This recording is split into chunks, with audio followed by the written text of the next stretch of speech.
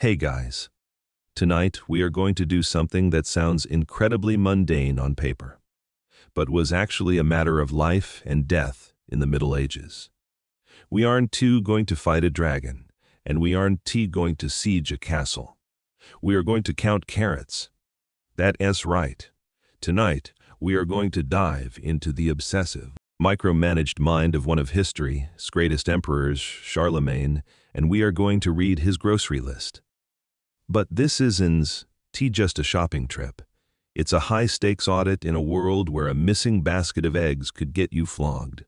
You are going to be the taxman, the inspector, the guy everyone in the village hates but fears. So pack your warmest cloak because it's going to be cold, wet, and you probably want to survive the dysentery if you aren't. Be careful. So before you get comfortable, take a moment to like the video and subscribe, but only if you genuinely enjoy what I do here. Also, drop a comment below and let me know, what city are you in right now, and what time is it? And if you've ever had a boss who micromanaged you to the point of insanity, leave a carrot emoji in the comments. So I know I am not alone now. Dim the lights. Maybe turn on a fan for that soft background hum, and let us ease into tonight's journey together. Imagine you are sitting on a horse, not a majestic, white stallion like in the movies, but a shaggy, grumpy workhorse that smells like wet dog and fermented hay. The rain is coming down in sheets. That relentless, gray drizzle that seems to be the permanent weather setting for Northern Europe in the year 800 AD. You are pulling your heavy wool cloak tighter around your shoulders, but the dampness has already seeped into your bones. Your boots are caked in mud, layers and layers of it, telling the geological history of your journey from Aachen. You are Amici Dominici. That's a fancy Latin title that translates to envoys of the Lord. But in practical terms, it means you are Charlemagne's personal eyes and ears. You are a traveling inspector. Your job is to ride out to the remote corners of the Frankish Empire. Kick down doors, metaphorically, mostly, and make sure the local counts and bishops aren't skimming off the top.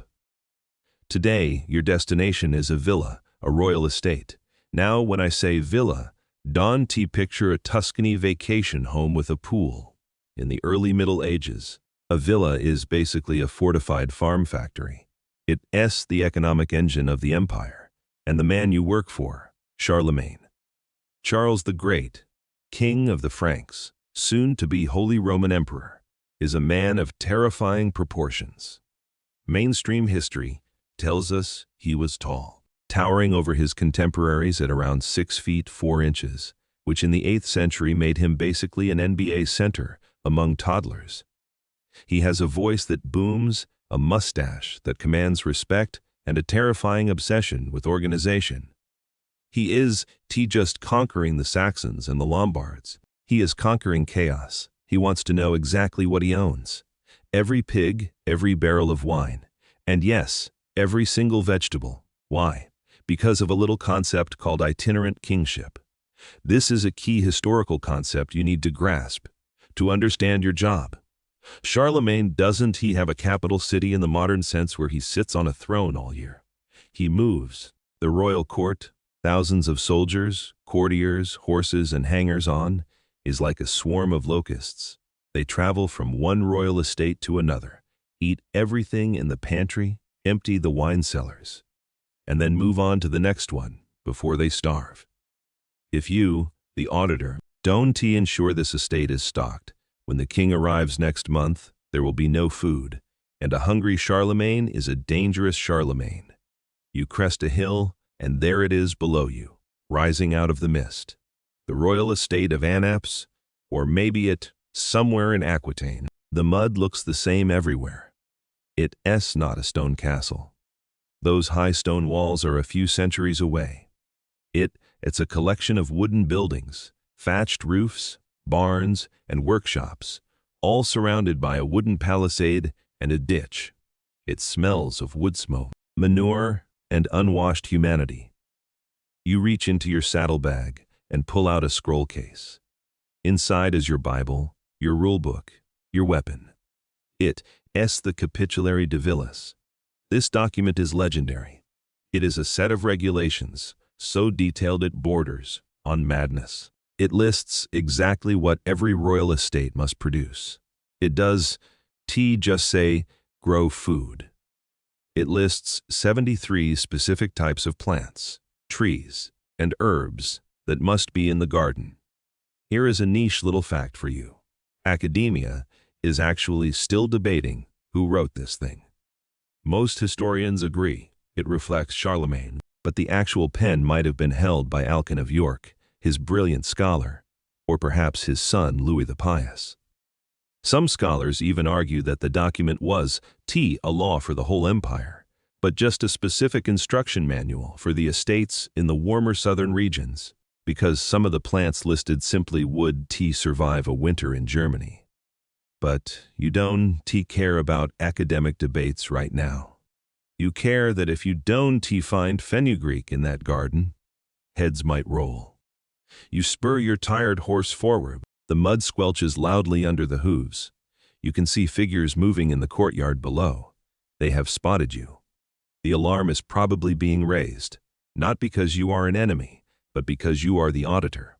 A man comes running out of the main hall. He is round, red-faced, and wearing a tunic that has clearly seen better days. This is the Villicus, the steward, the manager. He is the guy responsible for all of this. You watch him as you ride closer. You can see the panic in his eyes. He is mentally counting his chickens right now. He is wondering if he hid the good wine well enough. He is wondering if you are going to ask about the missing linen sheets from last year. You trot through the gate. The courtyard is a chaotic mess of geese, mud, and serfs carrying baskets. You pull on the reins and look down at the steward. He bows low, his nose almost touching the muck. "Greetings, envoy," he stammers. We were not expecting you so soon." "Clearly," you say, your voice flat. You swing your leg over the saddle and drop to the ground. Your boots sink 2 inches into the sludge. "Take me to the garden, steward. The emperor wants to know about his carrots." He looks at you, confused. "The carrots, my lord?" "The carrots," you repeat, tapping the scroll case at your hip, "and the parsnips, and the radishes. And God help you if I find any chickens wandering in the grape press." The steward swallows hard. He looks terrified. And he should be, because tonight we are going to count every single leaf in this kingdom. You are sitting on a hard wooden bench in the main hall of the manor. The fire in the central hearth is smoking more than it is burning, stinging your eyes, but at least it is drying the mud on your cloak. The steward has scurried off to find the keys, which you suspect is code for hide the evidence. You take this moment of peace to unroll the weapon you brought with you.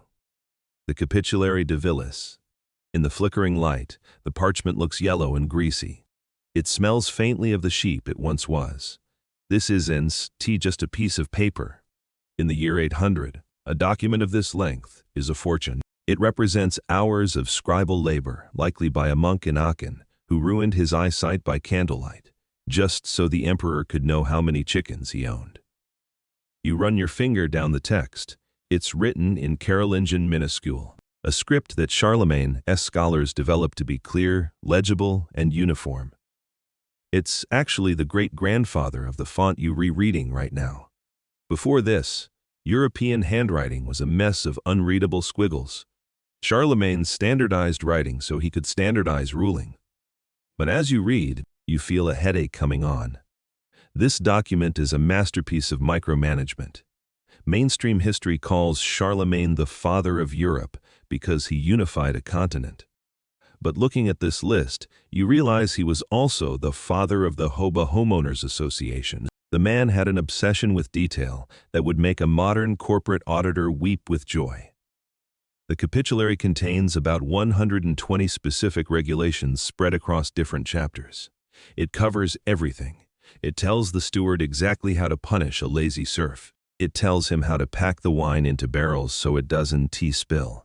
It even has a clause, Chapter 43, to be precise, that demands the women workshops be supplied with linen, wool, woad, vermilion, madder, wool combs, teasels, soap, grease, vessels, and other small things that are necessary. He just say, make clothes. He listed the soap. This brings us to a fascinating, slightly humorous aspect of Charlemagne's personality. Einhard, his biographer and friend, tells us that Charlemagne loved to roast meat and hated doctors, who told him to eat boiled food. But he also tells us that the emperor kept wax tablets under his pillow, so he could practice writing his letters during bouts of insomnia. Despite being the most powerful man in the West, he never quite mastered the art of writing. He could read, yes, but his hand was too clumsy for the quill. So, here you are, holding a document dictated by a man who couldn't write it himself, enforcing rules on a steward who probably can read it. The irony is thick enough to cut with a knife. As you scan further down, you hit the most famous section, Chapter 7. This is the Vegetable Garden Clause. It is a literal laundry list of plants. It is our wish that in the garden they have, and then it explodes into Latin botanical names. Lilium, lilies, roses, roses, fenugreecum, fenugreek, costum, costmary, salvium, sage, rutam, rue, on and on it goes. 73 different plants and 16 types of trees. This leads to a significant academic controversy that historians are still arguing about today. The ideal versus reality debate is the Capitulary de Villis, a description of what actually existed on these farms. Or is it a wish list? Some historians argue that this document was a theoretical blueprint, an idealized vision of a Roman estate that Charlemagne wanted to recreate in the muddy forests of Germany. They point out that some of the plants listed, like the Italian pine or bay laurel, would have frozen to death in a harsh northern European winter. They argue that if you, the inspector, actually went out and looked for these Mediterranean plants in Aachen, you'd find a patch of dead, brown twigs. Other historians counter that the climate might have been slightly warmer during the medieval warm period, or that Charlemagne expected his stewards to use pots and bring sensitive plants indoors. They believe this was a literal command: grow this, or else. You look up from the scroll. The smoke in the room is getting thicker. You are about to find out which historians are right. You are about to walk out into the mud and see if this steward has actually managed to grow kidney beans and chickpeas in this godforsaken weather, or if he is just going to point at a turnip and lie to your face. There is also a niche, weird little detail in Chapter 40. It explicitly states that the steward must breed peacocks, pheasants, ducks, pigeons, partridges, and turtle doves. Peacocks here in the mud. Charlemagne wanted his estates to look like Roman paradises. He wanted the exotic. He wanted the grandeur. He didn't care that a peacock looks ridiculous, shivering in the rain in northern France. He wanted the feathers for his banquets. You roll the parchment back up. The mental load is heavy. You aren't just checking inventory. You are enforcing a cultural revolution. You are the instrument of Charlemagne's attempt to drag his kingdom out of the Dark Ages by sheer force of will and administrative paperwork. The door creaks open. The steward returns. He is holding a jug of wine and 2 wooden goblets. He looks sweaty, even though it's cold. "My lord," he says, with a nervous smile that reveals several missing teeth. "Before we, inspect the garden, perhaps a drink? To warm the blood?" You look at the wine. You look at him, you know exactly what this is. It is a distraction, a bribe. "Pour it," you say. But then we walk, and steward, "Yes, my lord, if I find that you've been letting the chickens sleep in the apple orchard again, I will have you scrubbing the latrines in Aachen for a month." He pales, "No, my lord. The orchard is pristine." You grab the goblet. Sheep, sour wine, typical. You drink it anyway. You going to need the liquid courage.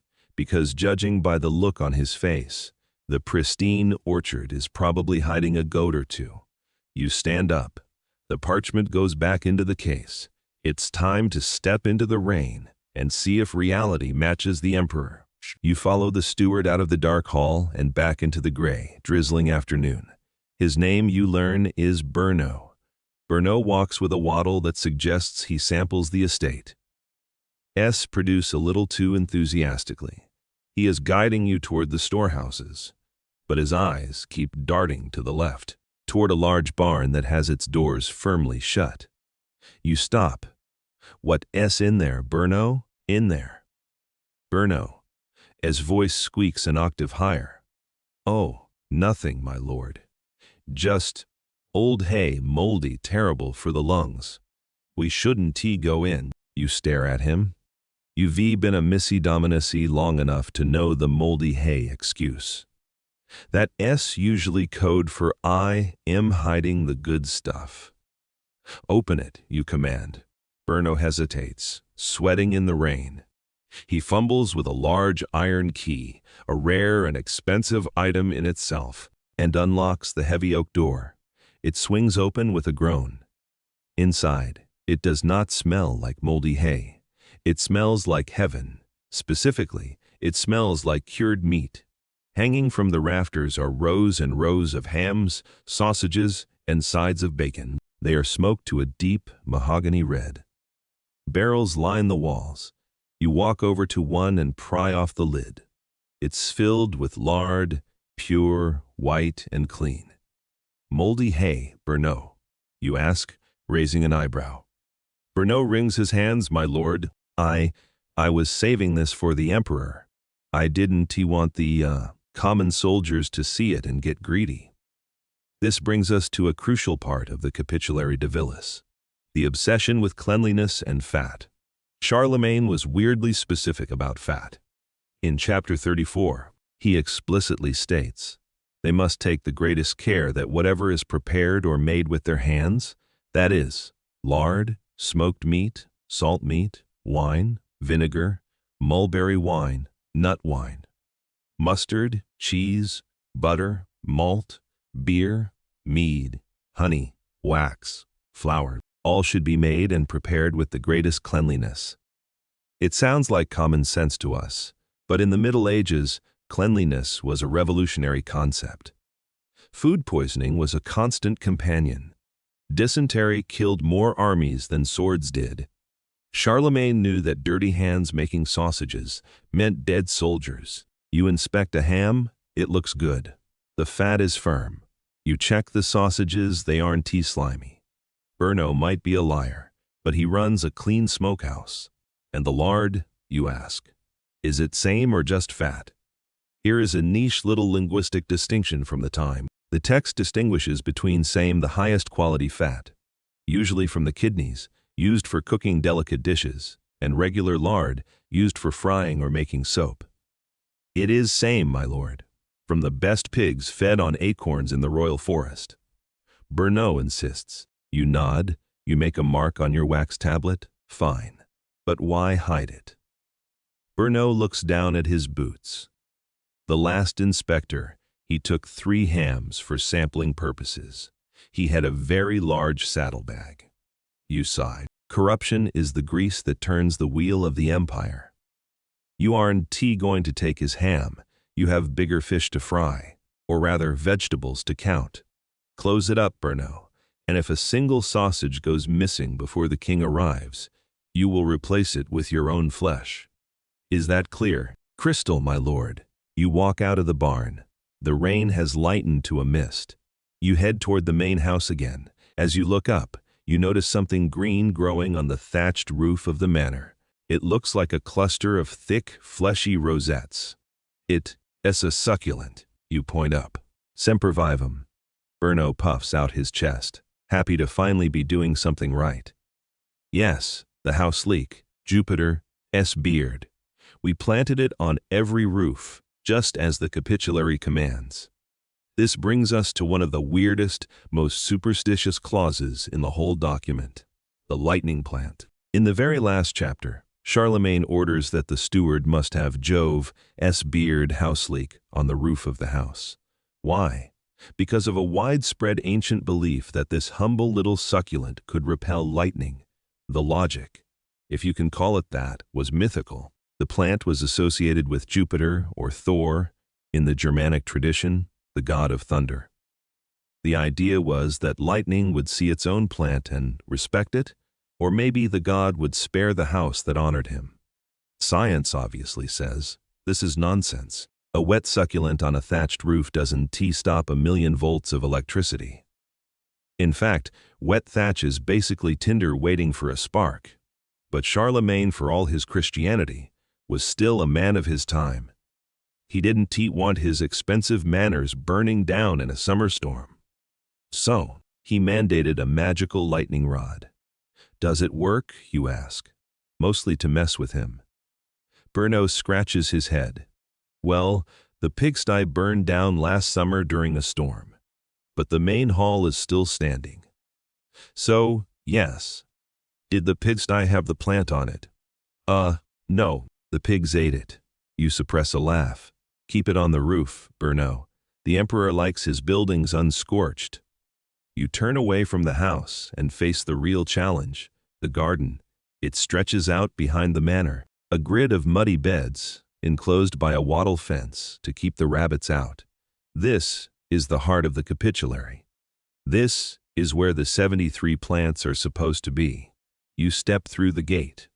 The smell changes instantly. The manure smell fades, replaced by the sharp, green scent of herbs. Sage, mint, rue. You look at the first bed. It's the most prominent one. Right at the entrance, it contains 2 flowers. Bruno points proudly. Lilies and roses, my lord. Just as the list begins, you nod. You pull out your scroll again. Indeed, the list starts with lilium and roses. But why? Why start a list of vegetables with flowers? Are we making a bouquet for the queen? Number in the year 800? A lily isn't just a pretty flower. It is a symbol, a medicine, and frankly, a bit of a miracle. Show me the roots, you say. Bruno looks horrified. Dig them up, but they are blooming. I need to check the bulbs, Bruno. The emperor uses them for snake bites. If they are rotten, he dies. Dig. Bruno falls to his knees in the mud and starts digging with his bare hands. You watch him, the rain dripping off your nose. You are about to learn that in Charlemagne's garden, nothing is purely decorative. Everything is a tool for survival. You watch Bruno, the steward, sweating in the mud as he struggles to pry a lily bulb out of the wet earth. He holds it up triumphantly. It looks like a dirty onion. The lilium, my lord, he pants, planted right at the gate to ward off snakes and demons. He's half right. You take the bulb. It's heavy and firm. This isn't just a flower. It's a piece of divine artillery. This brings us to the sacred beginning of the list. If you look at chapter 70 of the Capitulary de Villiers, the very first 2 items are lilium, lilies, and roses. Roses. This isn't an accident. Charlemagne didn't just throw darts at a seed catalog. The order matters. In the medieval mind, the universe is a hierarchy, and the garden is a reflection of that universe. The Madonna lily, Lilium candidum, is the superstar here. It's tall, white, and smells incredible. In Christian iconography, it represents the purity of the Virgin Mary. By planting it at the entrance, you are essentially putting a "Blessed by the Church" sticker on your vegetable patch. But you aren't here for theology. You are here for audits, and in the year 800, the lily is a workhorse. Are you making the ointment, Bruno? You ask, tossing the bulb back to him, double quotes the ... ointment. Bruno looks confused again. For snake bites, you say, jotting down a note. And for burns, crushed lily bulbs mixed with oil. The emperor's soldiers get burned a lot. We need jars of this stuff. Here is a mainstream historical fact. The monastic medical garden. Charlemagne's list heavily borrows from the traditions of monastery gardens like St. Gall. In these gardens, plants were categorized by their humors. The lily was considered cold and moist. It was used to treat hot ailments like inflammation and snake venom. Walafrid Strabo, a monk who wrote a famous gardening poem a few decades later, swore that crushed lilies cured snake bites, given that European adders were a real threat in the fields. This flower was basically a first aid kit on a stalk. You step past the lilies to the next row, the roses. Now, forget the roses you buy on Valentine's Day. Those are modern hybrid stite multi-petaled genetic mutants designed to look good in a vase. The rose you are looking at right now is the Rosa gallica, the apothecary's rose, or perhaps the Rosa canina dog rose. They are scruffy, thorny bushes with simple 5-petaled flowers. They don't look romantic, they look aggressive. How many bushels of hips did you harvest last autumn? You ask. Berno brightens. 3 bushels, my lord. We dried them for tea. Rose hips, the fruit left behind after the flower dies, are packed with vitamin C. The Franks didn't know what a vitamin was, but they knew that if you drank rose hip tea in the winter, your gums didn't bleed scurvy and you felt less tired. But here is a niche. Slightly gross fact. Rose oil and womb issues.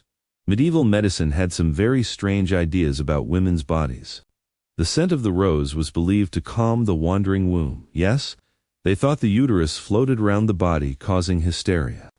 Rose oil was a staple in the gyneceum, the women's workshops, not just as perfume, but as a medical sedative. You inspect the rose bushes. They are pruned correctly. It seems Berno is better at gardening than he is at accounting. This leads to an academic controversy. The symbolic versus economic debate. Why are lilies and roses at the top of the list? One camp of historians argues it's purely religious. The lily is the Virgin Mary. The rose is the blood of the martyrs, specifically the red Rosa gallica.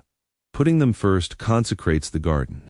The other camp, the economic historians, argues that Charlemagne was a These two plants were the base ingredients for the most common ointments and oils sold in the PSRI. They were the highest value cash crops per square inch. Putting them first was like putting the cash register at the front of the store. You are inclined to agree with the economists. Charlemagne likes God, but he loves efficiency.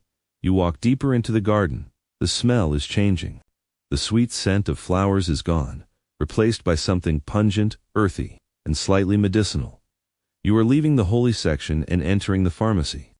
The names on your list are getting harder to pronounce. Fenugreek, costmary, savory, berno, stops at a patch of low-growing, grayish-green herbs.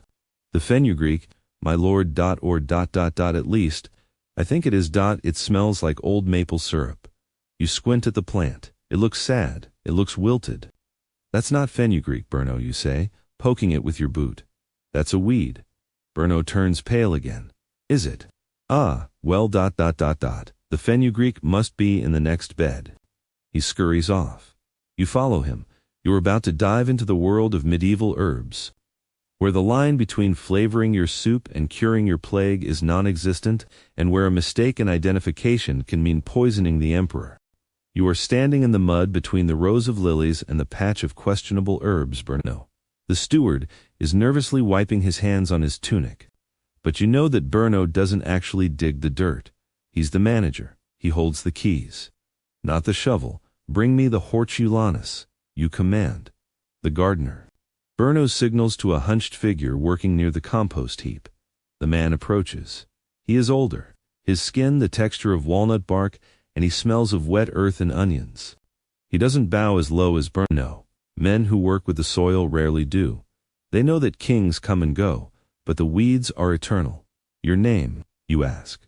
Odo, he grunts. You look at Odo, that this man is the engine of the estate. Charlemagne can issue all the edicts he wants from his palace in Aachen. But if Odo decides not to water the onions, the empire goes hungry. Show me your tools.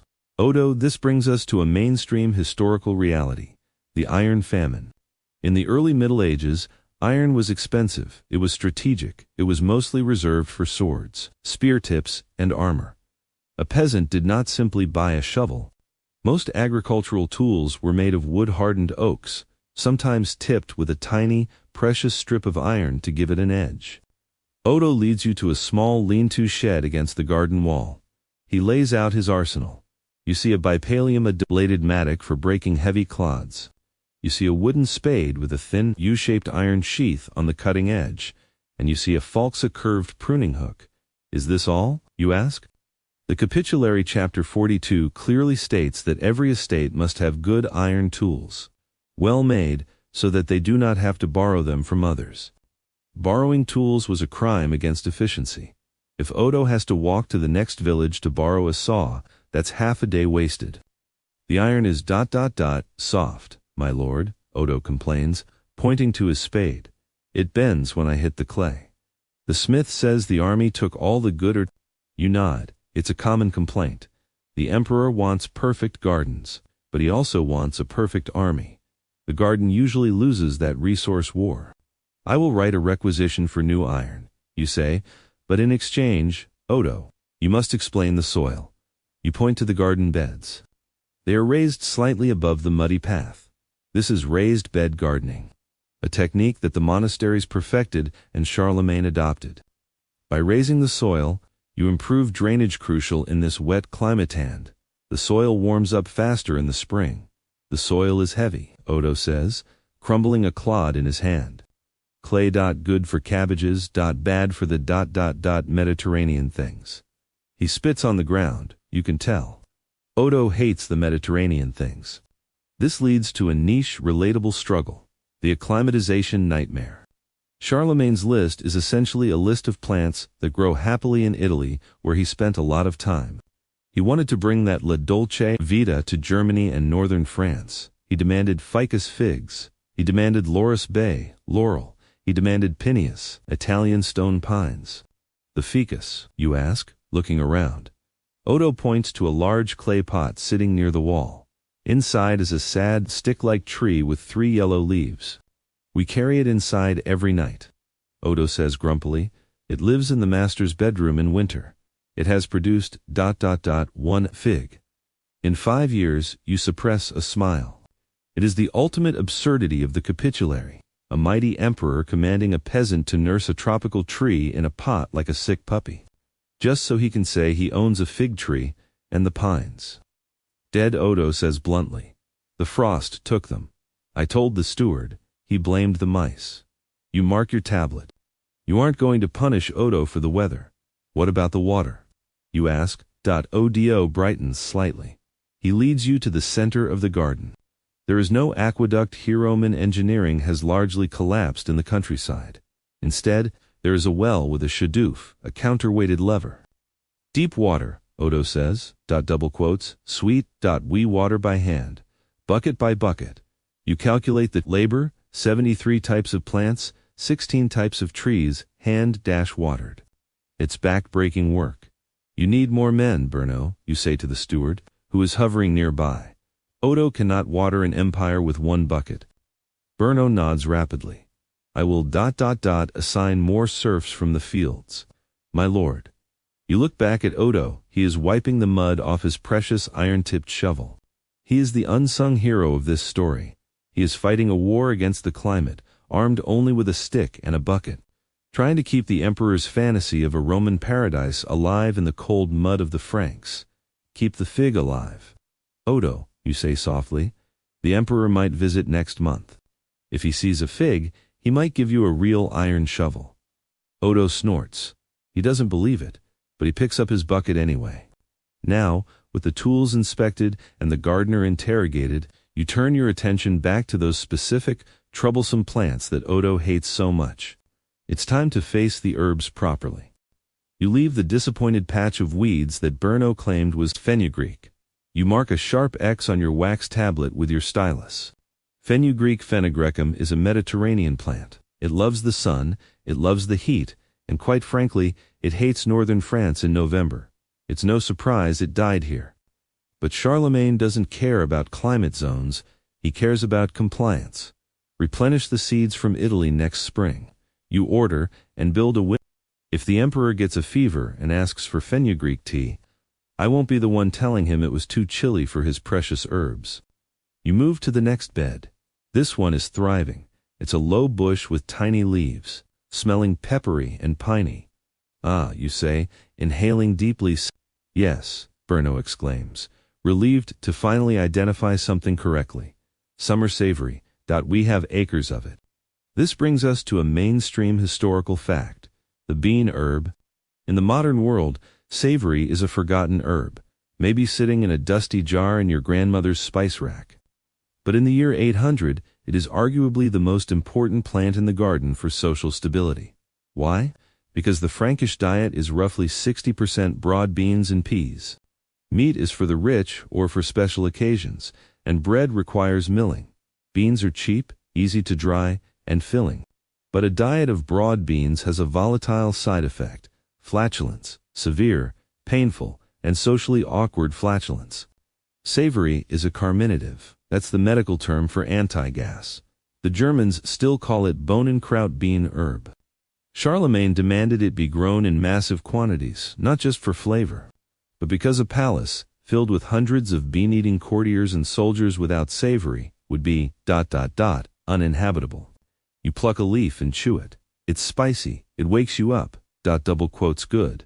Keep this healthy, the soldiers will need it. You walk further down the line, squinting at the Latin names on your scroll. Costum.tanaz.it.am.cis, imbrium.adr.ors.it. Reads like a wizard's spellbook. And in a way, it is. This leads to a crucial concept: food as medicine. Galenic theory. Today, we have a clear line between grocery store and pharmacy. You buy carrots in aisle 1 and ibuprofen in aisle 10. In the Middle Ages, that line didn't exist. Every meal was a medical prescription. The theory of the four humors, blood, phlegm, yellow bile, black bile, dictated everything. If you were to wet and cold, like having a cold, you needed to eat dry and hot foods. You stop at a patch of tall, fern-like plants with yellow button flowers. The smell is aggressive, bitter, camphor-like, almost chemical. Tenezitum, Berno says. Stepping back slightly, tansy, you nod. You don't touch it. Tansy is toxic in high doses. But in the 9th century, it is the primary weapon against the greatest enemy of the people: worms. Everyone has worms. The king, the pope, the serf. Everyone is walking around with intestinal parasites. Hygiene is low, and meat is often undercooked. Tansy is a vermifuge. You make a tea out of it, drink it, and it nukes your digestive tract. Expelling the parasites. It's a brutal cleanse. Make sure this is dried properly. You warn? Last year, the steward in Bavaria gave the monks too much tansy tea and half of them started hallucinating. We want the worms dead, not the monks. Berno nods vigorously. We treat it with respect, my lord. As you move to the next bed, you encounter a plant that sparks a massive academic controversy. You point to a leafy green plant that looks vaguely like a mint or a daisy. Show me the costum. Berno points to a patch of Costmary tenacitum balsamida, also known as Bible leaf. It smells like mint and balsam. Here it is, my lord. Costum. You check it off. But are you right? Here is the controversy. The lost spice debate. The Latin word costome usually referred to custos, root Sosurea, a tropical spice related to ginger that grows in the high Himalayas. It was imported by the Romans for perfume and medicine. It was expensive, exotic, and definitely not native to France. Some historians argue that Charlemagne, being obsessed with Roman grandeur, actually imported these expensive Asian roots and tried and failed to grow them in greenhouses. They claim the list refers to the real, tropical costus. Other historians, the pragmatists, argue that by the year 800, the trade routes to India were disrupted. They believe the Franks simply reapplied the fancy name costum to a local, hardy herb that smelled similar costmary. So, when you check off costum, you are likely looking at the cheap European knockoff, not the Asian original. You are witnessing the medieval equivalent of buying a Rolex on a street corner. It says Rolex, but it ticks a little too loud. You look at the rest of the herb garden, it's a chaotic mix of the edible and the dangerous. Rue rutagraviolens, the herb of grace. Bitter as hell, use to flavor wine. Why? And ward off the plague. Southernwood abertanum, used to keep moths out of clothes and to treat baldness. Spoiler, it didn't work. Cumin, cinnamon, another Mediterranean plant struggling in the mud. You realize that this garden is a map of Charlemagne's anxiety. He is terrified of disease, he is terrified of hunger, he is terrified of disorder. He wants every possible cure growing within walking distance of his bedroom. Berno, you say, looking at a patch of what looks like overgrown parsley. Is that appium? Yes, my lord. Celery. Or small age. It's small age. Wild celery. Good. You look at the muddy ground. You've counted the medicines. You've counted the flavorings. Now, you need to count the calories. The herbs are interesting, but they won't feed an army. You turn to the vast open fields behind the herb garden, the root vegetables, the sustenance of the empire. Take me to the parsnips, you command, and the carrots. Berno hesitates again. He looks at the field. Ah, the carrots. Yes, about that. What now? Berno? Well, orange. My lord. You stare at him. Of course they aren't orange, you idiot. Orange carrots won't be invented by the Dutch for another 800 years. Just show me the roots. You stride into the muddiest part of the farm yet. You are about to dig for the unicorn of the vegetable world. The medieval carrotan discovered just how different a dinner plate looked in the Dark Ages. You step off the garden path and sink ankle-deep into the acre of roots. This is the calorie bank of the estate, while the herbs are the medicine cabinet. This muddy field is the pantry that will keep the peasants and the king alive through the starving months of February and March. Dig, you order. Berno gestures to a serf nearby. A man covered in so much mud he looks like a golem. The serf drives a wooden spade into the earth and levers up a clump of soil. He pulls out a root. It is long, gnarly, and pale yellow. It looks like a sick finger. Parsnips, Berno announces proudly. Pastanaca, you. Nod. You take the root. It's heavy. This brings us to a mainstream historical fact, the potato of the Dark Ages. You have to remember, there are no potatoes in Europe yet. The potato is currently chilling in the Andes Mountains of South America. Waiting for Pizarro, that is no corn. There are no pumpkins. So, what is the heavy, starchy filler on the medieval plate? It's the parsnip. These things are massive. They are sweet, starchy, and virtually indestructible.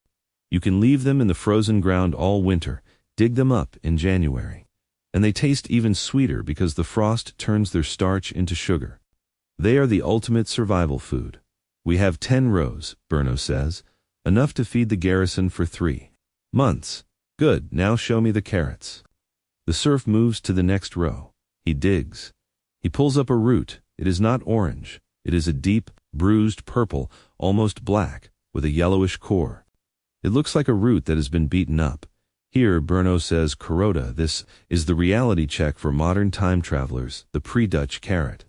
The carrots, you know, the bright orange, Bugs Bunny-style vegetables, were essentially a branding exercise by Dutch farmers in the 17th century to honor the House of Orange. In Charlemagne's time, carrots were purple from Afghanistan or white. They were thinner, woodier, and much stronger in flavor than the watery sticks you buy at the supermarket today. They tasted earthy, almost soapy. But here is the problem. You look at the purple carrot, then you look at the white parsnip, then you look at the list in your hand. The list says pastinaca. It also says Carota, but in the row next to it there is another white root. What is that, you ask? That it is, also Pastanaca, Berno guesses. This leads to a massive headache for historians and for you. The linguistic fog. In the year 800 botanical classification is a mess. The Romans used the word pastanaca to describe almost any edible taproot. It could mean a parsnip. It could mean a white carrot. It could even mean a skirret, a weird, sweet root that tastes like parsnip. Academics are still fighting about this. When Charlemagne ordered pastanacas, did he want parsnips or carrots? The distinction was blurry. Some scholars argue that for centuries, people didn't really distinguish between the two biologically. They just cooked them. If it was white and long, it went in the pot. So, you are standing there, holding a purple root and a yellow root. Realizing that you might be auditing a ghost category, are these the domestic ones or the wild ones? You ask, scraping the mud off the purple carrot. Domestic, my lord. We weed out the Queen Anne's lace, Berno insists. Wild carrot Docus carota grows everywhere in Europe, but its root is tiny and woody. Domesticating it into this thick purple finger took centuries of selective breeding. Fine, you say, but keep them separate in the cellar. The king hates it when the purple dye from the carrots stains his parsnip puree. Gray dot, it looks like gruel. You toss the root back to the surf. What about the radishes, you ask? Radishes. Berno points to a patch of massive black-skinned globes. These aren't the cute little red salad radishes. These are black Spanish radishes. They are the size of softballs and hot enough to clear your sinuses instantly. They are winter food. You eat them with salt and beer when there is nothing else left. You check them off. Pastinaca.carota.radices. Wrap. Hanum. The root cellar is stocked. The king will not starve. He might be bored to death by eating boiled roots for 4 months straight, but he will not starve. We also have the earth nuts, Berno adds, trying to be helpful. The what? The Bunium bulbocastanum, great pignut. You sigh. Niche local tubers. Double quotes. Fine, put them in the miscellaneous pile. Just don't let the pigs find them first. You wipe your muddy hands on your cloak. It's already ruined anyway. The rain is stopping, but the wind is picking up. You can hear the branches of trees creaking nearby. The orchard, you say, let's see if your trees are actually bearing fruit. Or if you're just growing firewood. Berno looks nervous again. Orchards are tricky. Trees take years to grow, and if they die, you can't just replant them overnight. We have ... diverse apples. My lord, Berno says carefully. Diverse, you raise an eyebrow. In my experience, diverse usually means crab apples that taste like battery acid. You walk toward the rows of trees. You are about to enter the world of medieval fruit, where grafting is a dark art, and eating a raw apple is considered a health risk. You wipe the mud from the carrot patch off your boots, though it's a futile effort. You leave Odo to his digging and follow Berno, the steward, toward the enclosed grove of trees on the south side of the estate. The wind is rattling the bare branches, making them sound like a skeleton orchestra. Welcome to the orchard arborbus. In the modern world, an orchard is a factory. Rows of identical clones, genetically engineered to produce apples that look perfect and taste like sugary styrofoam. But here, in the year 800, the orchard is a laboratory of survival. You stop at the first tree. It's gnarled, covered in lichen, and looks angry. This, Berno declares, patting the trunk, is a Gosmoringa apple. You lean in closer. You aren't looking at the branches. You are looking at the trunk, just a few inches above the ground. You are looking for a scar. This brings us to a mainstream historical fact: the lost art of grafting. Here's the thing about apples and pears. They are genetically chaotic. If you plant a seed from a delicious sweet apple, the tree that grows from it will almost certainly produce tiny, sour, inedible spitters, crabapples. To get good fruit, you must clone the tree. You have to take a twig scion from a good tree and surgically attach it to the rootstock of a hardy tree. This is grafting. The Romans were masters of this. They had manuals on it. But when Rome fell, a lot of that technical knowledge evaporated. For centuries, people just planted seeds and hoped for the best, resulting in forests of terrible fruit. Charlemagne is trying to reverse the clock. The capitulary lists specific named varieties. He doesn't just want apples, he wants Gosmoringa, Geraldinga, Crevedella, and I see the graft line, you say, tracing a faint, healed ridge on the bark. It's clumsy, Berno. Who did this? A monk from St. Gall passed through, Berno admits. He had a very sharp knife. You nod, at least they are trying. These names, Gosmoringa and Geraldinger, fascinating. They are Germanic names. This is one of the first times in history we see Northern Europeans branding their own fruit varieties. The Geraldinga was likely named after Gerold, Charlemagne's brother in law. Imagine eating an apple named the Steve. That's basically what this is. You move to the next row. Pears Pererio Room. These are hard, Berno warns. Keeping pears, they last all winter.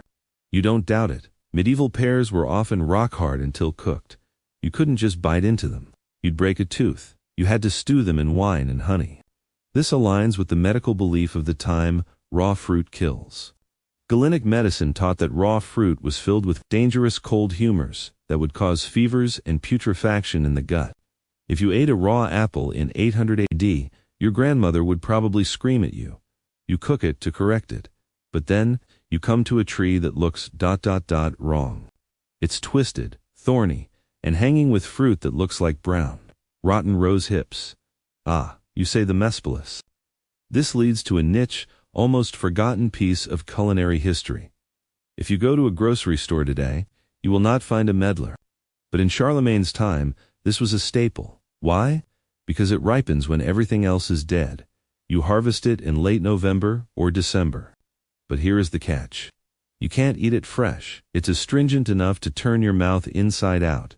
You have to lay it in straw and let it rot for a few weeks. The skin turns dark brown. The inside turns into mush. This process is called bledding. Only when it looks completely spoiled is it edible. You bite off the top and suck out the brown goop inside. It tastes like spiced applesauce mixed with wine. Have you bledded enough for the king, you ask? We have barrels of them rotting in the shed, my lord. Berno assures you. They smell ... ripe ... double quotes. Good. The king loves his rotten mush. You walk past the quinces and the hazelnuts until you reach a warm, south-facing wall. Here, Berno has planted a row of trees that look miserable. They are shivering. The Persicariorum, Berno sighs. The peaches. This sparks a massive academic controversy. The capitulary clearly lists Persicariorum peaches, but historians are baffled. Could you really grow peaches in northern France or Germany in the 9th century? Camp A, the optimists, argues that the medieval warm period was kicking in, making the climate mild enough for peaches to survive, if protected by a wall. They believe Charlemagne enjoyed fresh peaches in Aachen. Camp B, the skeptics, argues that Persica might have been a mistranslation, or a generic term for a type of nut, like a walnut. Or, they argue that the trees existed but never fruited. They were purely ornamental status symbols. Look at my dead peach tree, isn't it Roman? You inspect the tree, it has no fruit. It looks like it wants to move back to Italy. The frost took the blossoms. Berno says, predicting your question again. Keep trying. You say maybe build a fire near them in the spring. Finally, you reach the end of the orchard. There is a large, spreading tree with dark, glossy leaves. A mulberry moriorum. This tree is a powerhouse. It's not just for fruit. Are you saving the leaves, you ask? For the silk, Berno asks, confused. No, you fool. We don't have silkworms yet. That's a secret the Byzantines are keeping. For the medicine, mulberry juice was the Pepto-Bismol of the Dark Ages. It was used to treat sore throats, stomach aches, and poisoning. And the wood is hard, durable, and root. You look back at the orchard. It's a struggle. Every tree here is fighting a war against the climate, the pests, and the lack of knowledge. The graft lines are messy. The peaches are dying. The pears are hard as stones, but they are here. Charlemagne has forced biodiversity onto this muddy hill. You have the trees, Berno, you conclude, making a mark on your scroll. But if that medlar mush isn't sweet enough, the king will make you eat the stones. Berno gulps. I will turn them every day. My lord, you step out of the orchard. The sun is setting, casting long, gloomy shadows across the estate. You hear a cacophony of squawking and clucking coming from the next courtyard. The chickens, you say, let's count the eggs. Berno suddenly looks very sweaty again. Ah, the eggs, yes, there was, a fox. A very hungry fox. You narrow your eyes. It's time to do some forensic accounting on poultry. You step into the poultry yard, and the sound hits you like a physical blow. It is a cacophony of honking, clucking, and squawking that makes your headache from reading the Latin scroll throb with renewed vigor. The ground here is less mud and more a paste of feathers and guano. Count them. You order Berno. Berno looks miserable. He wades into the sea of birds, waving his arms. 1 2 5 Get back here, you little devil. 7. You lean against the wattle fence, watching him struggle. You don't need him to count. You can see with your own eyes that the numbers are off. This brings us to chapter 39 of the Capitulary de Villiers. It explicitly states, "We wish that they shall have 100 hens and 30 geese at the royal estates. At the smaller estates, not less than 50 hens and 12 geese." It's a quota system. Charlemagne isn't asking if you can raise chickens. He is telling you the minimum inventory required to remain employed. 42 hens, Berno shouts triumphantly, wiping a feather from his mouth, and 8 geese. You make a mark on your wax tablet. The stylus digs deep into the wax. "You are short 58 hens and 22 geese, Berno," you say calmly. "Where are they?" Berno rushes to the fence. "The fox, my lord, a terrible beast. It came in the night, silent as a shadow, and dragged them away." You stare at him. A fox. That ate 58 chickens in one season? Was it a fox or a dragon? "A very large fox," Berno insists, sweating. You point to the remaining geese. They are hissing at you, necks extended, eyes full of prehistoric malice. This leads to a niche but historically vital fact. The watch goose. In the Middle Ages and going back to ancient Rome, geese were not just food, they were the alarm system. Geese are territorial, aggressive, and incredibly loud. The legend goes that the sacred geese of Juno saved Rome from the Gauls by honking.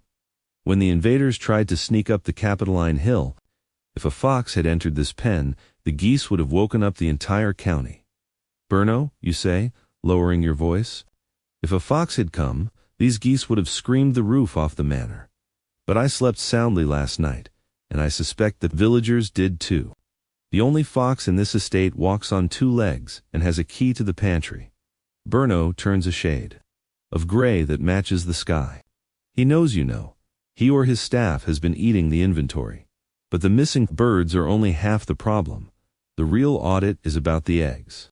The rent, you say, "Show me the egg tally." In the feudal system, eggs were often used as currency. Peasants paid their rent in eggs. The estate, in turn, had to render eggs to the emperor. You look at the numbers Berno presents. They are ... pathetic. This brings us to a massive academic controversy: the medieval egg yield. Modern industrial chickens are biological machines, laying about 300 eggs a year.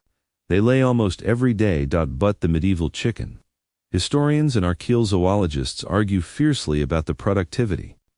Camp A argues that medieval hens were scrawny scavengers that only laid seasonally spring and summer and went broody constantly. They estimate a yield of maybe 60 to 100 eggs per year, maximum. Camp B argues that through selective breeding and extra grain feeding as mandated by Charlemagne, royal estates could achieve higher yields, perhaps one in... The controversy matters because Charlemagne's demands were astronomical if he demanded thousands of eggs, and the hens were only laying 60 a year. The peasants would starve trying to fulfill the quota. Was Charlemagne a tyrant who didn't understand biology, or was he forcing an agricultural revolution? You look at the tally. This is low, Berno, even for winter. The hens are cold. Berno pleads, they stop laying when the days are short. That is true, without artificial light. Egg production drops to near zero in winter, but Charlemagne doesn't care about circadian rhythms. You have the tally sticks. You ask, Berno hands you a bundle of split willow wands. This is the medieval spreadsheet. Notches are carved into the wood to represent numbers, and then the stick is split down the middle. The tenant keeps one half, the steward keeps the other. When they meet to pay rent, they put the sticks together. If the notches match, the debt is paid. It is a fraud-proof system unless you burn the stick. You run your thumb over the notches. You collected the rent from the peasants. The sticks match, so you have the eggs. But they aren't in the pantry. We used them, Berno cries. For ... maintenance. Maintenance. Yes, for the ... mortar. And the bookbinding. This is actually a plausible excuse. Egg, tempera, and glaire. In the Middle Ages, egg whites glaire were used as a varnish for manuscripts and a binder for gold leaf. Egg yolks were mixed with pigments to make paint tempera. Eggs were also mixed into mortar for masonry to make it stronger. The emperor's estate is a factory. Maybe they did use the eggs to fix the wall. Show me the wall, you say. Berno points to a crumbling section of the stone foundation. It looks dry and dusty. There is no fresh mortar there. You ate them, you conclude. You and the fox ate them in an omelet. It was a very small omelet, ... Berno whispers. You sigh. You aren't going to execute him for an egg. But you have to send a message, ... Fine, the deficit is recorded. You will make it up next season.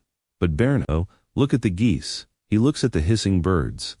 Charlemagne requires feathers for his scribes. Quill pens. Do you know how we harvest them? Berno shakes his head. We pluck them live. You lie mostly. It's painful. Since you are short on geese, you will have to explain to the emperor why his scribes have no pens. Or ... You can sleep in the goose pen tonight to make sure the fox doesn't come back.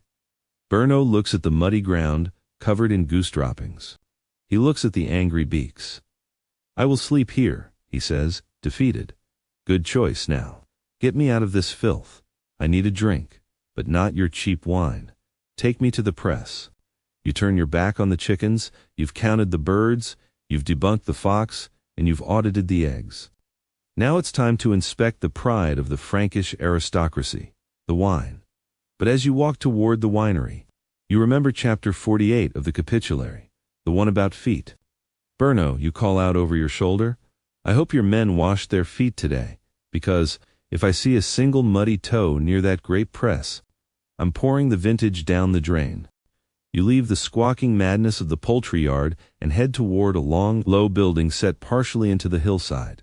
The smell hits you before you even open the door. It's a thick, heavy, scent-sweet, sour, and yeast. Why? It smells like a hangover waiting to happen. This is the torcular, the press house. I trust, you say, stopping at the threshold and eyeing Berno suspiciously, that you have read chapter 48 of the capitulary. Berno wipes sweat from his brow. Chapter 48, ... Yes, the one about ... cleanliness, the one about feet. Berno, that no one should presume to press our wine with their feet, but that everything should be clean and decent. You push the door open. Inside, it is dark and damp. Huge wooden vats line the walls.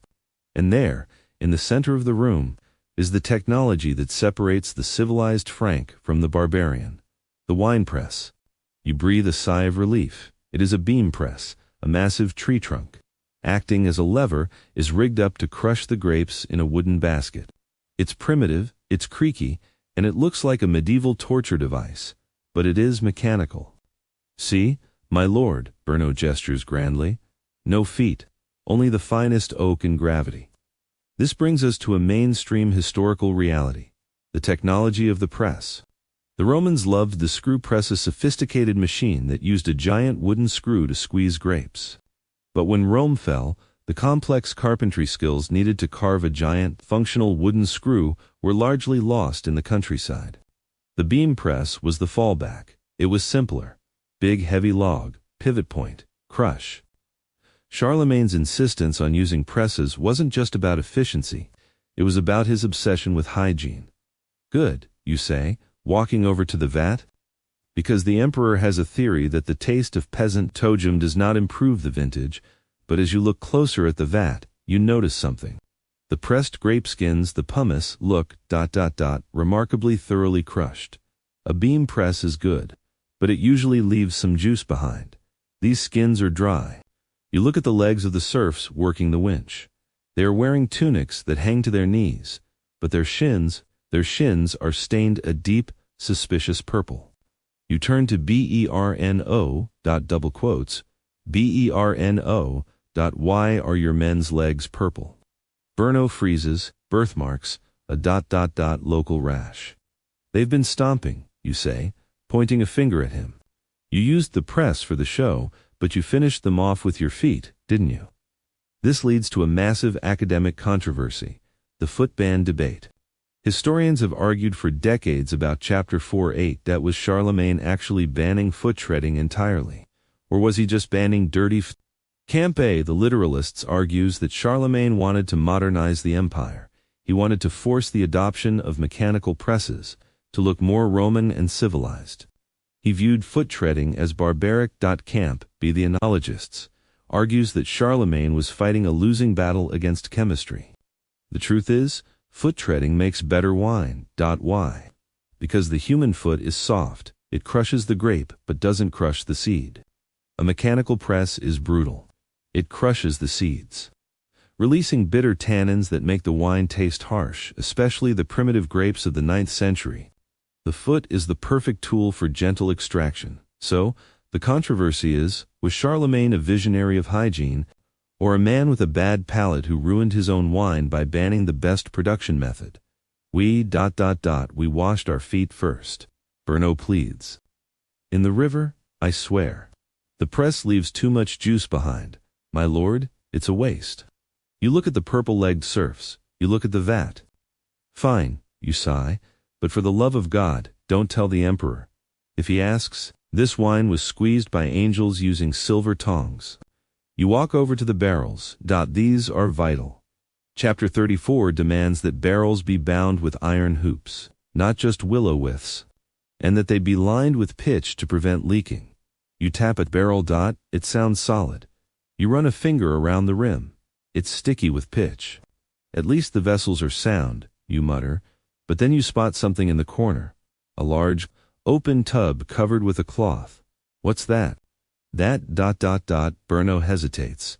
That is the piquette. This is a niche. Slightly sad fact. The second wine. After the grapes are pressed for the king's wine, the dry skins are taken, mixed with water, and pressed again or fermented. The result is a thin, watery, low-alcohol sour drink called piquette or small wine. This is what the serfs drink. It's safer than water barely, but it tastes like vinegar mixed with sadness. And the leather bottles, you ask? Chapter 42 says, you must not carry wine in leather bottles, only in wooden barrels. Why? Because leather bottles were often cured with urine or animal brains, and they imparted a distinct flavor to the wine. Plus, they couldn't be cleaned easily. Charlemagne wanted his wine to taste like fruit, not like a dead cow. We have no leather bottles here, Brno lies. You can see one bulging under his cloak, probably filled with the good stuff he stole earlier. You let it slide. You are dizzy from the fumes. The air in here is thick with CO2, the invisible killer of the winery. Open the vents, Brno, you cough. Before we all suffocate, you step back out into the fresh air. The rain has stopped, and the evening is setting in. You have checked the garden, the orchard, the chickens, and the wine. You are hungry. The smell of the piquette made your stomach turn, but it also reminded you of dinner. The meat, you say, take me to the larder. I want to see the bacon. And this time, Brno, if you try to hide the good cuts, I will report that your estate is producing nothing but turnips. Brno nods frantically. The larder, yes, it is. Very clean. Very clean. You head toward the stone building near the kitchen. You are about to inspect the most valuable currency in the Middle Ages, the pig. You step into the larder, and the smell changes instantly. Gone is the yeast of the winery and the ammonia of the chicken coop. This room smells rich, salty, and smoky. It smells like wealth. In the year 800, a pig is not just an animal, it is a walking bank account. Cows are for milk and plowing, sheep are for wool. But the pig is pure calorie conversion. It turns trash acorns, roots, garbage into high-energy fat. Show me the sides. You command. Brno leads you to the racks. Hanging there are slabs of bacon baccoons and hams pernick. You pull out your list. Chapter 34 of the Capitulary is obsessed with the quality of processed meat. It doesn't just say make bacon. It says, they must take the greatest care that whatever is prepared, smoked meat. Salt meat, should be made and prepared with the greatest cleanliness. You inspect a slab of bacon, You scrape your fingernail against the rind. It's clean, you admit. No mold, no rat droppings. We scrub the shelves with vinegar every week, my lord. Brno beams. The emperor hates, grit, in his sausage. This brings us to a mainstream historical fact. The forest economy. You might think these pigs live in a sty. They don't. Most of the time, they live in the woods. This is called Pannage. In the autumn. The pigs are driven into the royal forests to eat acorns mast. The number of pigs an estate can support is actually measured in acorns. But Charlemagne was paranoid. He knew that pigs, running wild in the woods, were easy to steal. A peasant could lose a pig and claim a wolf took it. How many pigs went into the forest this autumn, you ask? 200, my lord. And how many came back? 190. 5. Brno tries. 5 wolves. You ask dryly. Big wolves. He nods. You let it pass. A 2.5% loss rate is actually impressive for the Middle Ages. Usually, the two-legged wolves poachers take at least 10%. You move to the barrels of lard and tallow. Here is a niche. Slightly gross distinction. The fat hierarchy. Charlemagne's list distinguishes between lardum pork fat and unctum rendered fat, often tallow from sheep or cows. Lard was for humans. It was the butter of the north. You cooked with it, you spread it on bread. Tallow was for candles and greasing axles. If a steward mixed them up, if he cooked the king's dinner in axle grist, it was treason. You open a barrel. It's white and creamy. You sniff it, it smells like pork. Not mutton. Good. But then you see something hanging in the corner. It looks like a dried, shriveled balloon. Is that a sycamine, you ask? Brno nods. Dried beef. My lord. For the soldiers. This leads to a fascinating academic controversy, the bacon versus beef debate. Historians have analyzed the capitulary and noticed a weird imbalance. The text talks endlessly about pigs, but very little about cows for meat. Camp A argues that the Franks were culturally pork eaters like their Germanic ancestors. They view beef as a low-status food, only eating cows when they were too old to pull a plow.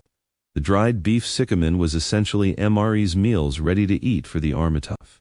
Tasteless survival rations. Camp B argues that the lack of beef in the text is because cows were too valuable to regulate as food. A cow was a tractor. You don't write a cookbook for tractors. So, when you see that sad piece of dried beef, you are looking at the medieval equivalent of an emergency energy bar. It's not dinner, it's fuel. Keep it dry, you warn. If it gets damp, it rots from the inside. And the last thing we need is an army with food poisoning. You walk to the back of the room. There is a locked chest. Open it, you say. Brno fumbles for the key. He opens it. Inside are jars. Small, precious jars. Honey and mustard. Mustard, you say, lifting a jar sinapis. This is the only spice. Charlemagne insisted on growing locally. Why? Because pepper comes from India and costs a fortune. Mustard grows in the ditch. It was the pepper of the poor and of the king, when the trade routes were blocked. And the honey, from the royal apiary, my lord. Pure gold. Honey wasn't just a sweetener, it was the only sweetener. Sugar cane was a distant Arab luxury. If you wanted a sweet cake, you needed bees. Chapter 34 says, they should have good craftsmen, who know how to make, mead. You look at Brno. Do you have the mead? Brno smiles, a genuine smile this time. He reaches behind a stack of hams and pulls out a bottle. We do. My lord. Aged 3 years. You don't drink it. You are on duty, but you nod. Cleanliness. Brno. You repeat, pointing at the hams. Charlemagne doesn't care if the palace walls are crumbling, but he cares if his bacon is dirty. Keep this room sealed. No cats, no rats, and especially no serfs with dirty hands. You walk out of the larder. The air outside feels thin and cold after the richness of the meat room. You have checked the food. But a manor needs more than calories. It needs clothes. It needs industry. The gymnasium, you order. Take me to the women. Brno looks nervous again.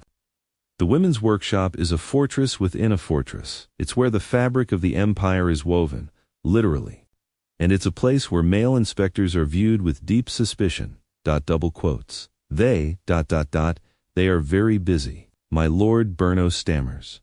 Spinning the wool. Then let's hope they are spinning it correctly. Because if the emperor's new cloak scratches his neck, it's not the women he's going to whip. You leave the larder, your nose still twitching from the smell of smoked ham, and head toward a cluster of buildings, set apart from the rest of the manor by a high wooden fence. As you approach, you hear a sound. It is a rhythmic, mechanical heartbeat. Thwack, clack, clack. It is the sound of the looms. The gynaeceum, Bernaud says, stopping at the gate. He looks nervous, more nervous than he was with the pigs. The matron, she does not like interruptions. You push the gate open. Welcome to the women's workshop. In the popular imagination, medieval women sat by high castle windows, embroidering dainty handkerchiefs while waiting for a knight. The reality, as dictated by Charlemagne in chapter 43, is an industrial factory. You step inside the main hall.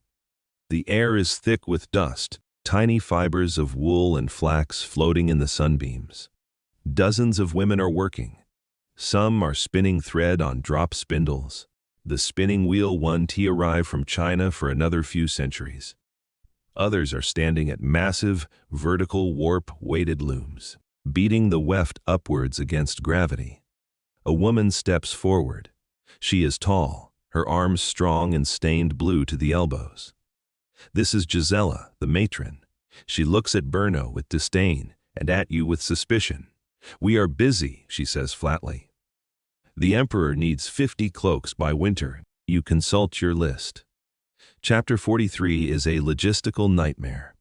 It requires the steward to provide linen, wool, woad, vermilion, madder, wool combs, teasels, soap, grease, vessels. "Show me the teasels," you say. Gisela points to a basket in the corner. It is filled with dried, prickly flower heads, Dipsacus phelonum. They look like torture devices. This brings us to a niche, organic technology, the vegetable comb. Before metal cards were invented, the only way to raise the nap on a piece of wool cloth, to make it soft and fuzzy instead of scratchy, was to brush it with these dried plant spikes. The hooked spines of the teasel are gentle enough not to tear the fabric, but strong enough to pull up the fibers. Charlemagne didn't just want cloth. He wanted finished cloth. He wanted his soldiers to be warm, not itchy. And the soap, you ask? Gisela kicks a small barrel. Lies soap made from the ash of the beech tree and the tallow from the larder. We use it to scour the wool. This is significant. Soap was not a given in the Dark Ages. The Romans loved baths, but the early medieval world was muskier. Charlemagne, however, was a bather. He loved the hot springs at Aachen. By mandating soap in the workshops, he wasn't just cleaning the wool, he was trying to scrub the empire. You walk over to the dye vats at the back. The smell here is eye-watering. It smells like a public urinal that hasn't been cleaned in a decade. The woad, you observe, covering your nose. The blue doesn't stick without the mordant, Gisela says unapologetically. Here is a mainstream historical fact, the color of the masses. Woad, Isatis tinctoria, was the indigo of Europe. It produced a deep, rich blue. But to extract the color, you had to ferment the leaves, and the best chemical to aid fermentation, stale urine. The women would collect urine, let it sit until it turned to ammonia, and then mix it with the woad. The cloth comes out of the vat looking yellow-green. But as soon as the oxygen hits it, it magically turns blue. It's alchemy, but it smells like a sewer. And the vermilion, you ask? Checking the most expensive item on the list. Gisela unlocks a small chest and reveals a tiny pouch of red powder. Vermilion is distinct from madder, a root that dyes rusty red. Vermilion is a mineral cinnabar mercury sulfide. It is bright, toxic, and incredibly expensive. We use it only for the royal trim, she says. Not a grain is wasted. You nod. The inventory is correct. But looking at these women, you feel a heaviness. This leads to a massive academic controversy. The status of the gynaeceum. What exactly is this place? Campe, the industrialists, views the gynaeceum as a proto-factory. These women were skilled artisans, highly valued for their economic output. They produced the Frisian cloth, Pallia Frisonica, a luxury textile that was exported as far as Baghdad. They were the economic engine of the manor. Camp B, the pessimists, views it as a serf harem. They argue that many of these women were unfree and silly, essentially slaves. They lived in these compounds, separated from their families, working long hours under guard. There are historical records suggesting that gymnasiums were hotspots for sexual exploitation by the lords and stewards. You look at Gisela, she doesn't look like a victim. She looks like a union boss who could snap Bernot in half, but you notice the door has a heavy lock on the outside. Bernot, you whisper, are these women fed well, better than the field hands? Bernot whispers back, if they are wheat, the thread breaks. The emperor hates broken thread. It is a grim calculus. You touch a piece of finished wool on the loom. It is thick, tight, and waterproof. It will keep a soldier alive in a Saxon blizzard. It is a masterpiece of craftsmanship produced in a prison. One last thing, you say, looking at the list. Grease, Greece, chapter 43. Grease for the wool. Raw wool is naturally greasy lanolin, but to spin it, you often need to add more fat to lubricate the fibers. We use the lard, Gisela says. From the pigs. So, the pigs you counted in section 11 end up here smeared onto the sheep wool, which is then washed with the soap made from the beech trees. The estate is a closed loop. Everything feeds everything else. The work is good, you announce, stepping back from the smelly dye vats. The emperor will be pleased with the blue cloaks. Just maybe rinse them twice. He has a sensitive nose. Gisela doesn't smile. She just turns back to her loom. Thwack, clack. You exit the workshop, taking a deep breath of fresh, cold air to clear the ammonia from your lungs. The sun is now fully down. The estate is settling into twilight. You hear a strange, mournful cry echoing across the courtyard. May, oh. It sounds like a cat being strangled by a ghost. The peacocks, Bernot sighs. They get loud at sunset. Take me to them, you say. I want to see if a bird from India can actually survive a winter in this mud.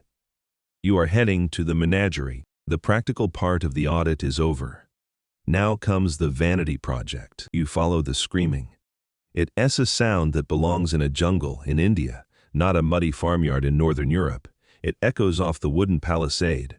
May or, a cry that sounds eerily like a human calling for help. Bernot leads you to a high enclosure reinforced with extra wattle fencing.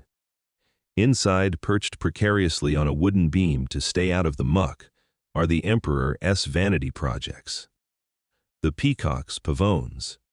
There are 3 of them. They look miserable. Their magnificent tails, usually a shimmering fan of iridescent eyes, are currently wet, drooping and dragging in the dirt.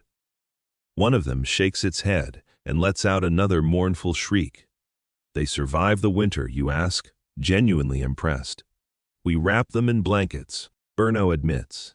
On the coldest nights, the matron sews them little wool capes. If one dies, I have to explain to the emperor why his symbol of immortality froze to death. This brings us to a mainstream historical fact: Byzantine envy. Why did Charlemagne insist on peacocks? Because the emperor in Constantinople had peacocks. Charlemagne was crowned emperor of the Romans. But deep down, he knew the real Romans, the Byzantines, looked down on him as a barbarian Frank who smelled like wet dog. Growing peacocks was a way of saying, look, I am civilized too. I have useless, pretty birds. In Christian symbolism, the peacock's flesh was believed to be incorruptible. It didn't rot. This made it a symbol of the resurrection and eternal life. Do we eat them, you ask? Bernot grimaces. Only for the high banquets, and honestly, they taste like old shoe leather. This leads to a niche, culinary horror story. The re-dressed bird, medieval chefs loved spectacle. When a peacock was served, they would carefully skin it, with the feathers intact. They would roast the carcass, then put the skin back on. They might even gild the beak with gold leaf or put a piece of burning camphor in its mouth, so it breathed fire. It looked spectacular. It tasted terrible. The meat was dry, tough, and stringy. It was the ultimate Instagram food of the 9th century, made to be looked at, not enjoyed. Keep them alive. Brno, you say. The emperor likes the feathers for his hats. You leave the shivering birds and move to a quieter, deadlier part of the estate. The apiary here, sheltered against a south-facing wall, are rows of skeps. These aren't teeth as square wooden boxes you see today. These are coiled baskets made of straw or wicker, turned upside down. They look like little woven domes. The bees are sleeping, Brno whispers. The cluster is tight. You check your list. Honey and wax. In a world without sugar, honey is the only way to sweeten your life. But in the eyes of the church, and Charlemagne was deeply religious, the wax was more important. How much wax did you render? 50 pounds, my lord. Pure yellow. This brings us to a significant economic reality, the candle gap. In the year 800, there were two types of light. Tallow candles made from the rendered fat we saw in the larder were for the peasants and the hall. They smoked, they dripped, and they smelled like burning bacon. Beeswax candles burned clear, bright, and sweet. They were expensive. The church demanded beeswax for the altar because the bee was seen as a virgin worker. They didn't understand the queen bee mating flights yet, making the wax pure enough to represent the flesh of Christ. If this estate didn't produce wax, the local bishop would be holding mass in the dark. But there is a dark side to this industry. Did you take the honey yet, you ask? Last month, Brno nods. We had to sulfur the skeps. Here is the sad truth of medieval beekeeping. You could just open a skep and take the honeycomb frames out like a modern hive. To get the honey and wax, you had to kill the colony. You dug a pit, burned sulfur rags, placed the skep over it, and suffocated the bees. Then you smashed the combs. It was a yearly genocide to get a sweet treat. A pity, you say, looking at the silent baskets. But the emperor needs his light. You are about to turn back to the main house when you hear a low rumbling growl. It vibrates in your chest. You freeze. From the shadows of the barn, a massive shape emerges. It is the size of a small pony. It has a massive head, drooping jowls, and a spiked iron collar around its neck. Down, Brutus, Brno shouts. The dog stops, but keeps its yellow eyes locked on your throat. The watchdog's canes, Brno says nervously. Chapter 66. They should have good watchdogs. This isn't a cute pet. This is a molossus, the ancestor of the mastiff. These dogs were war machines. The Romans used them to fight lions in the arena. Charlemagne uses them to fight wolves and thieves. Does he bite? You ask, taking a step back. Only strangers, Brno says, and sometimes the chickens, but mostly strangers.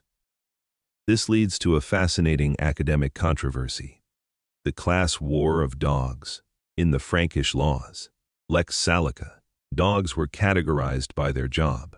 There were hunting dogs, greyhounds, wolfhounds. These belonged to the nobility. They were status symbols. Then there were farm dogs, shepherds, mastiffs. These were working tools. The controversy lies in the weregild blood price. The law stated that if you killed a man's hunting dog, you paid a massive fine, sometimes more than if you killed a serf. If you killed a farm dog, the fine was lower, but still significant. Some historians argue that Charlemagne's insistence on good watchdogs in the capitulary was an admission that the state could police the countryside. He was essentially telling his stewards, I can protect you from bandits. Get a monster dog. You look at Brutus. The iron spikes on his collar are designed to protect his neck from wolf bites. He is a living weapon. He looks effective, you say. Feed him well. Rather he eat the extra bacon than my leg.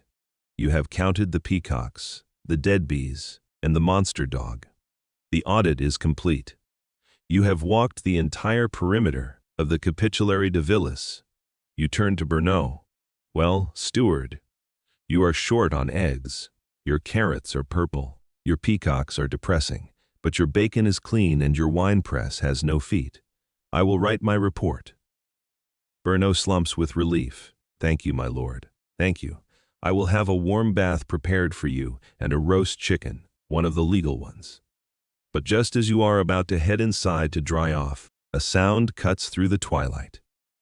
It is not a peacock, it is not a dog. It is the blast of a horn, a distinct triple blast that comes from the ridge overlooking the valley. Bernot freezes. His face goes from relieved to ghostly white in a second. That horn, he whispers. You know that horn, you recognize the cadence. It is the royal harbinger. The king is coming. Next month. The king is coming soon. The king is a mile away. The emperor, Bernot screams, clutching his head. He is here. Now, chaos erupts. The sleepy estate instantly turns into a kicked anthill.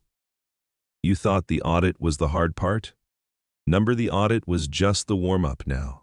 You have to feed the swarm. The horn blast fades, but the silence that follows is even more terrifying. For a heartbeat, the entire estate is frozen. The geese stop hissing, the serfs stop digging. Even Brutus the killer dog seems to prick up his ears. Then, the chaos explodes. The king is here. Bernot is running in circles, flapping his arms like one of his missing geese.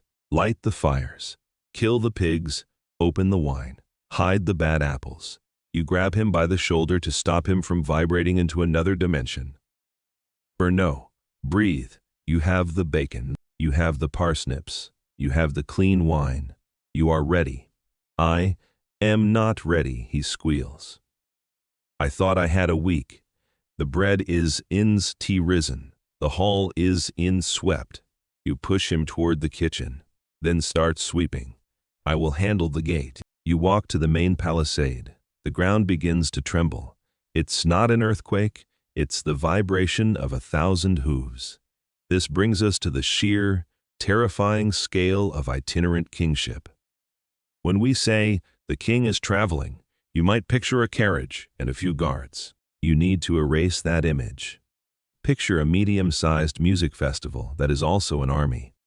Charlemagne's court consists of roughly 500 to 1,000 people.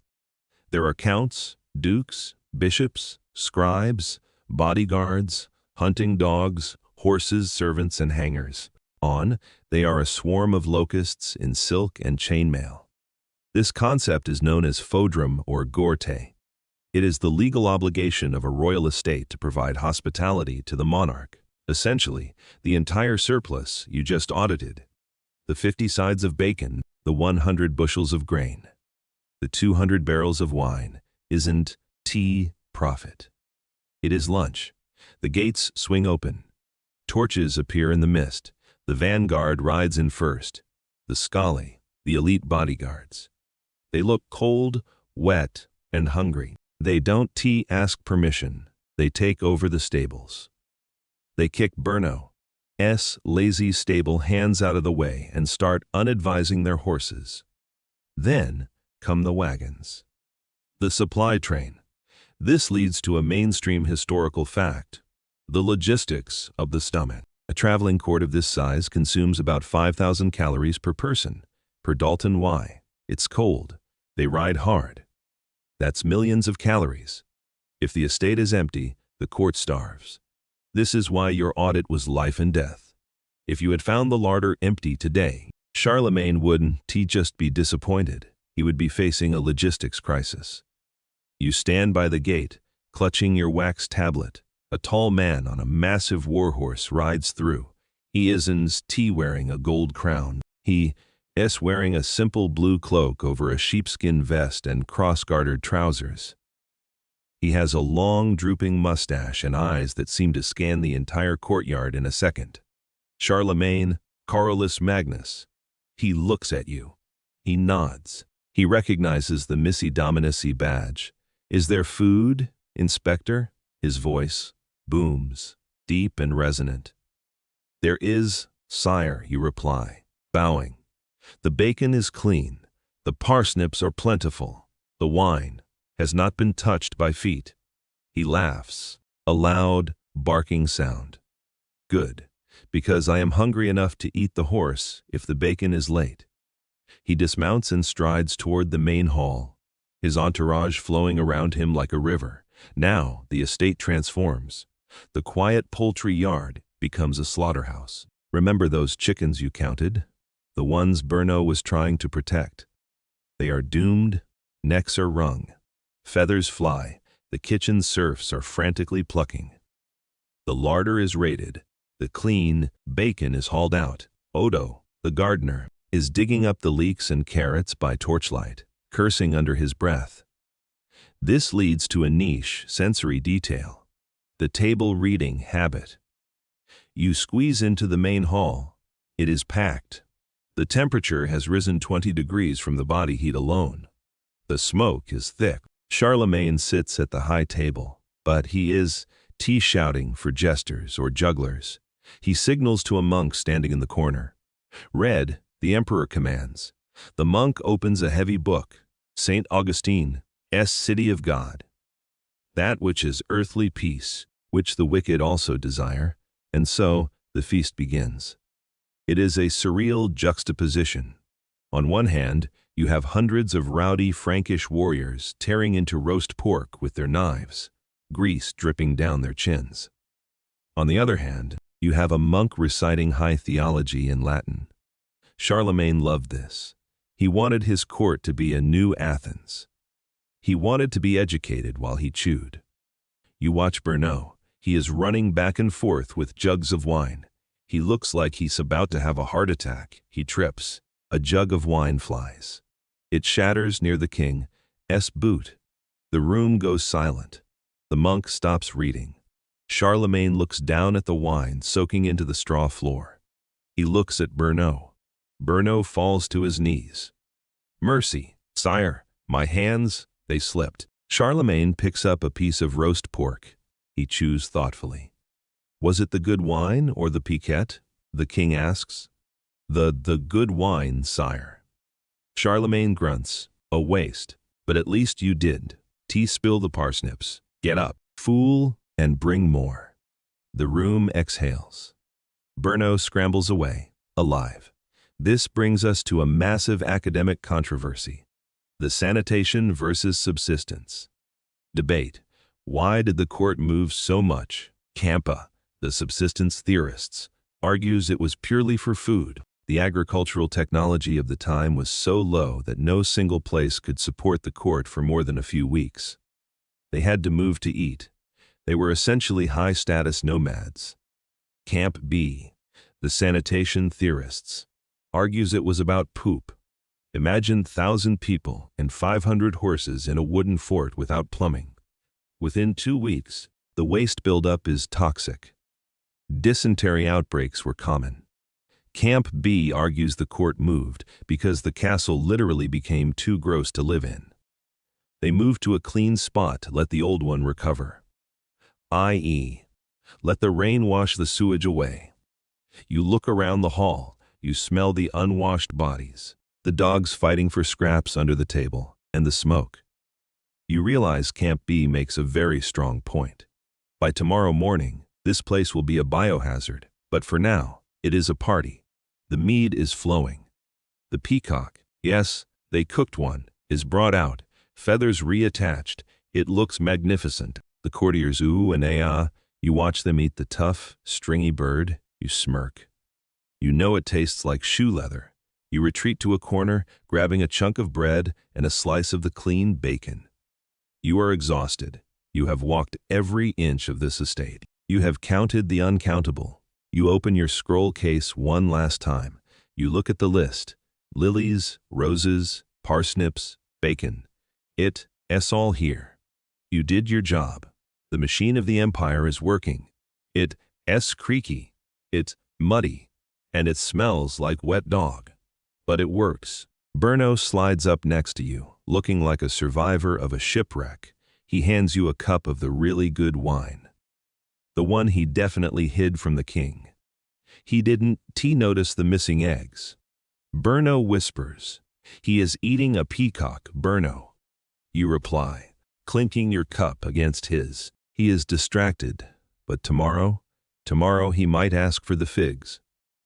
Berno pales the figs. You better hope Odo brought that pot inside. The feast roars on into the night. The rain starts again outside, drumming on the roof where the house leak is supposed to stop the lightning. The king is laughing, the monk is reading, and the pigs are delicious. The shouting has stopped. The lute player has passed out in the corner. The king has retired to the Lord's chamber, presumably to sleep on a bed that isn't made of straw, leaving the rest of the court to find space on the floor of the great hall. The room is now a landscape of sleeping bodies. Dukes, counts, and servants are curled up together under cloaks, surrounded by sleeping dogs. The air is thick with the sound of 100 men snoring. It sounds like a sawmill. You have retreated to a small alcove near the hearth. You have one candle left, a beeswax one, stolen from the church supply, burning with a steady, sweet flame. It is time to finish the job. You unroll the Capitulary de Villis one last time. You dip your quill into your travel inkhorn. The ink is made from oak galls and iron salts. It bites into the parchment, turning from pale gray to indelible black as it dries. You look at the bottom of the scroll. You need to sign off. You need to certify that the inventory is correct. This brings us to the final profound realization of your journey. The power of the list, mainstream history, focuses on Charlemagne's wars. The Saxon Wars, the conquest of Lombardy, the coronation in Rome. But looking at this scroll, you realize his true empire wasn't built on blood. It was built on ink.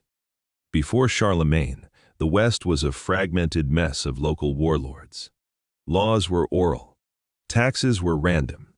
By forcing men like Berno to count carrots, Charlemagne was forcing them to think like Romans. He was imposing order on chaos. This piece of sheepskin is the software code of Western civilization 1.0. You sign your name. It scratches loudly in the quiet room. Then you draw the monogram. You don't sign for the king. You sign as his instrument. You replicate the famous Karolv symbol, a cross with the letters KRLs at the points and AOUV in the center. It is the logo of the franchise. It means this mudhole of a farm is now part of something bigger. But as the ink dries, a cynical thought creeps in. This leads to our final academic controversy. The Potemkin village theory. Did Berno really have all that stuff?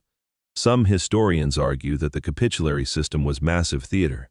They suggest that stewards would share inventory.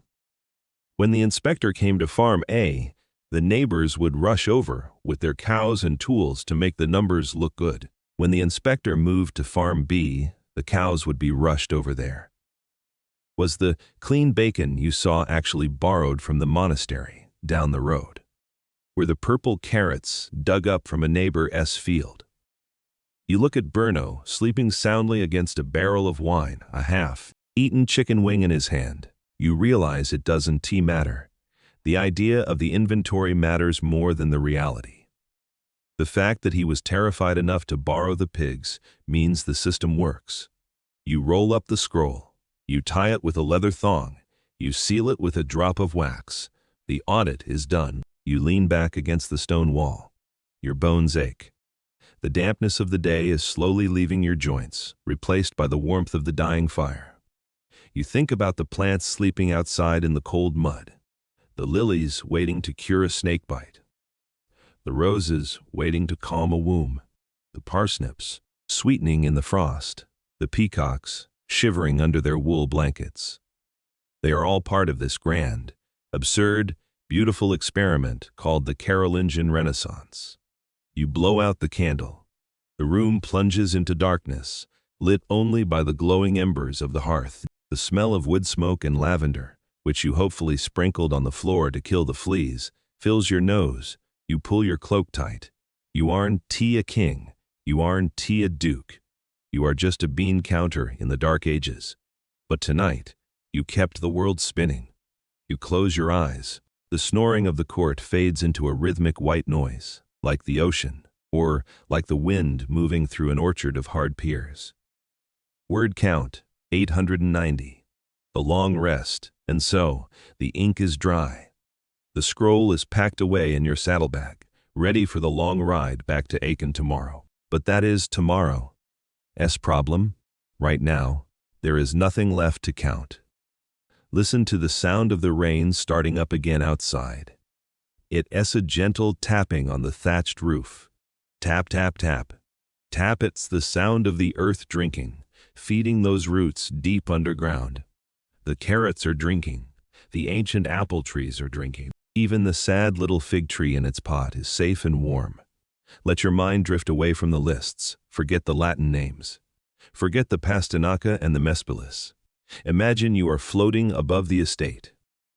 The fires are burning low. The watchdogs are sleeping with their heads on their paws. The geese have tucked their heads under their wings. The entire kingdom has paused to take a breath. You can feel the weight of your cloak. It heavy, warm, and comforting. It holds you like a cocoon. The mud on your boots doesn't matter anymore. The frown on the steward's face doesn't matter. You are safe in the center of history. The walls are thick. The fire is warm. The night is long. Let the darkness wrap around you. Let the centuries roll by like clouds. There are no more audits tonight. There is only rest. Sleep. The story ends here. Good night.